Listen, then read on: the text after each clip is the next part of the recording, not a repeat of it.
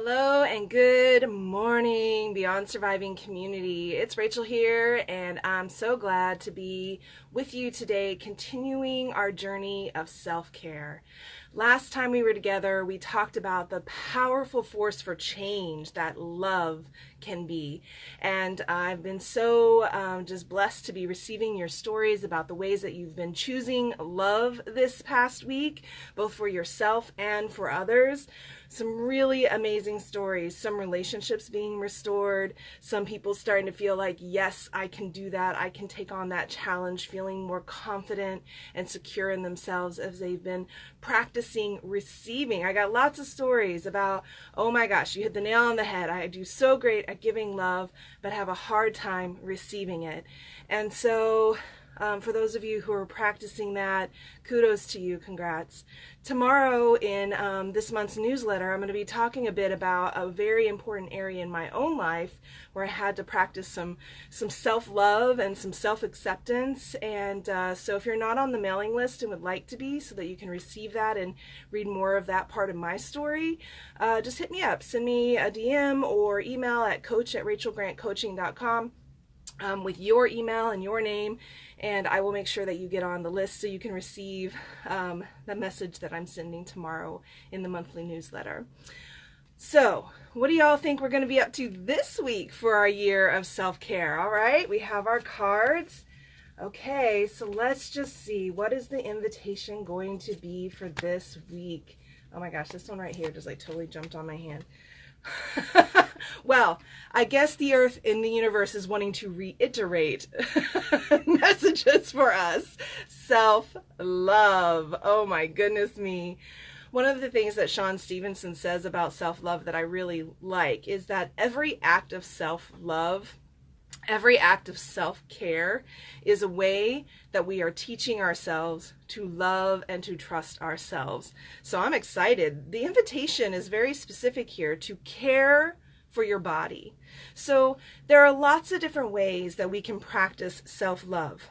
And I think sometimes we bypass the body. We might do lots of self-care in our thoughts, in our minds. We might do actions or activities, but just caring for your body. Self-love and self-acceptance are the ultimate acts of self-care. Yeah, I'm down for that. Oh my goodness. So there are going to be so many opportunities and invitations this week from the universe to drop into your body. So you might go to my YouTube channel and check out some of the videos that I've been doing recently around breathing. This is a way to care for your body. So many of us hold our breath. We forget to breathe. And this is an old trauma response. It's the body being pretty much stuck in kind of like a freeze state. Okay, like when you're frozen, right? You try to pretend like you're not here, you're not not anything, don't see me. You don't even want like a breath to move. You want the attacker, so to speak, to think that you're just not there. And in the animal world, right? They're literally trying to play dead. And we mimic that a little bit in our own bodies when we're being traumatized. So we hold our breath, and then the brain and the body, like it just becomes a little bit stuck in that state of holding. So let's breathe this week. Pay attention, tune in, notice. When you're not breathing, pause, slow down, take that breath. One of my favorite ways to get into my body and care for my body is sound healings. So I'm a member of this, an app called Sound Meditations, and on Sunday nights and Wednesday nights they have these live meditations, but then you can also listen to recorded ones. And just last night I turned on the sound recording, got into bed, got all comfy cozy, and I just, the waves of the sounds really moving through my body is a way that helps me visualize my kind of clearing of any energy that needs to be cleared from the past week.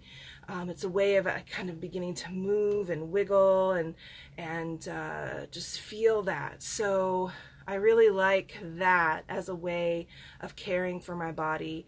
I also really love like smelly lotions and spending some time with like self-massage.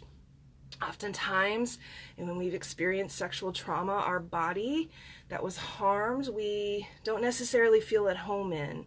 We might have a lot of shame about our bodies. We might have a lot of judgments about our bodies. We might, and blame our bodies. And so just spending time actually touching and massaging and reconnecting with your body this week.